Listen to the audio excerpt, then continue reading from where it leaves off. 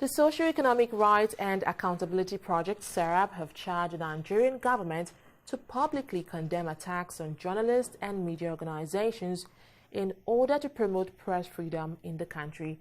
The rights group made this call during the launch of a 76-page report titled "A Downward Spiral: How the Federal and State Authorities Are Tightening the Screws of Media Freedom in Nigeria."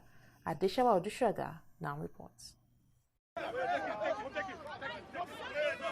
The intimidation of Nigerian journalists, bloggers and media organizations is fast becoming a trend, with reports released by Amnesty International indicating that no fewer than 19 journalists have been attacked and thrown behind bars by state governments and security agencies. One of the many victims is Mary Ekere, a journalist who was arrested in September by the Akwa Ibom Environmental Task Force for taking photos of their officials raiding a shop. My case and the guy who was arrested alongside myself was the only case that was brought up in court that very day. So the case didn't even take up to 20 minutes. Before 2:30, they were done with the case, and you placed a bail fine. Luckily, my dad was there with my siblings. So they met the conditions, only for them to realize when they asked the registrar to take them to the prison for me to be released. He now told him that, we need to go and verify your property. And then there is a place that the magistrate needs to sign. Okay, so where is the magistrate? Let us sign it. So I'll be released. Only for them to realize that the magistrate had gone, which seems to look like it was purposely done, and maybe there was a script they were being rehearsing or acting upon. So it now makes the judiciary to be questioned.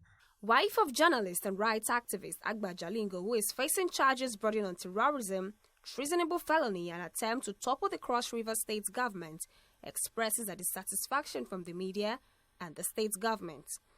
I didn't get the kind of response I expected, or the way my husband would have handled any other person. I know the way he rushed out once he gets a call that this is what is happening here.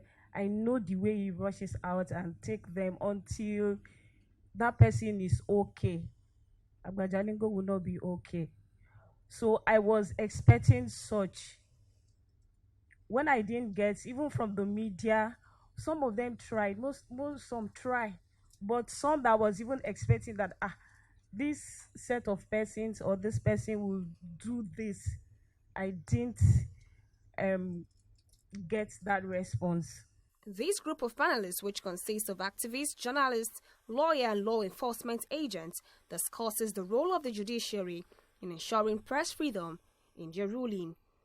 We have a lot of problems with the judiciary now, and if we don't stop it now, we are going to have 3 or 4 more generations of judges that cannot uphold the rule of law, that will not follow the Constitution. If you got your position because of what you are as a judge, then you want to do justice no matter what, whose us is God, even heavens will fall.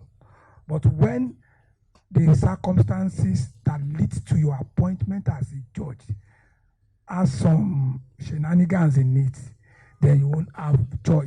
What you give us is what we obey. So indirectly, we are obeying the masters that you have chosen for us. And they are the immediate employer we see. You are behind the mask. They are the ones that are projected. And we obey their commands. But that is not to say that we are not supposed to obey lawful orders. Now people are interpreting criticism, skating criticism as hate speech. That's totally unacceptable. Because if we want to go back to the case of Atonwako versus the state, the Court of Appeal, when it knocked down sedition law, says specifically that every person in government needs to develop thick skin in terms of criticism. Amidst this crisis facing journalists in the country, Nigeria is now ranked among the 13 worst countries where killings of journalists have remained unsolved. The report by the Committee to Protect Journalists revealed that the country has 5 unsolved cases over the last 10 years. Adeshawa Odushoga, TV360 Lagos, Nigeria.